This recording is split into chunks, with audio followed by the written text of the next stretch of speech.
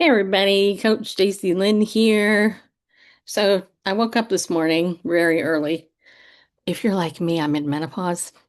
Some of you I know are kind of past that, but part of the joy of menopause is sometimes you wake up in the middle of the night. And anyway, I know I probably don't look tired, but I kind of feel like I am. Um, but anyway, part of the reason I woke up is because of grief. And so this morning I was like, okay, Lord, show me something in your word that can bring me comfort. So I went to my old trusty Bible. This is a Bible that my husband bought me when I turned 30 years old. See that? 30th birthday. I'm going to be 58 this year. So this is almost a 30-year-old Bible. As you can tell, it's been quite used. It's been completely read.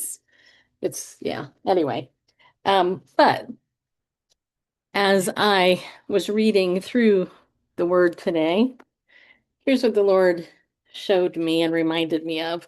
And I thought maybe a couple of you out there could benefit because it is God's word, people. All right, so in Lamentations, this is what Jeremiah wrote. He wrote, "This I recall to my mind, therefore I have hope. The Lord's loving kindnesses indeed never cease, for his compassions never fail. They are new every morning. Great is thy faithfulness. The Lord is my portion, says my soul. Therefore, I have hope in him. The Lord is good to those who wait for him, to the person who seeks him. It is good that he waits silently for the salvation of the Lord." And then there's more to it, but the context here is that Jeremiah is lamenting, literally, what happened to Jerusalem and the destruction of Jerusalem. And God, the nickname for Jeremiah, I'm sure a lot of you know this, is the weeping prophet. And it's because he lamented so much. And anyway, I found some encouragement in these words because when you're lamenting, you're going through grief of some type. Um, it's good to be reminded that every day his loving kindnesses, that's plural, are new every morning. And it's also good to be reminded that our hope is in him. It's not something else, which that's what gets us in trouble, people.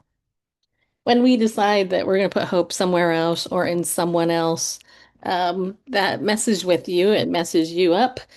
But Jeremiah was reminding that God's faithfulness is great and he is our portion. So today I just wanted to remind you, if you wanted an encouragement from God's word, go to Lamentations chapter 3, read the whole thing in context. It's important to read things in context. But if you are like me and you just need to be reminded, okay, God gets it, he sees it. And then there was a verse here in 39. This was kind of convicting. It says this, Jeremiah writes, Why should why should any living thing, mortal or any man, offer complaint in view of his sins?" Yeah, right. Okay. So Jeremiah's like, yeah, like going back to the book of Job, really, when you look at when Job was confronted by God when he said, "Where were you? Where were you when I formed the world? Where were you when I laid the foundations of the earth, when I made the heavens?" Job's like, yeah, okay, I'm sorry. Anyway, that's kind of what that reminded me of, but it's also a great question. It's the question, why should any living mortal or any man offer complaint in view of his sins?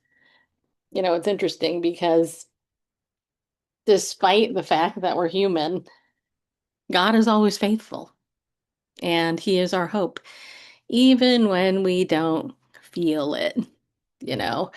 And that is part of what I try to encourage people I coach because believe me, I get feelings. Nothing more than feelings, you know, as we have to put our thinking before our feelings. Otherwise, the feelings will mess with us big time. And the truth is, God's faithfulness is great. He is our portion, He is our Redeemer, He is our salvation. He loves us no matter what, and He gets it. He gets it. So I hope that encourages you today. And I hope you have a better day, people.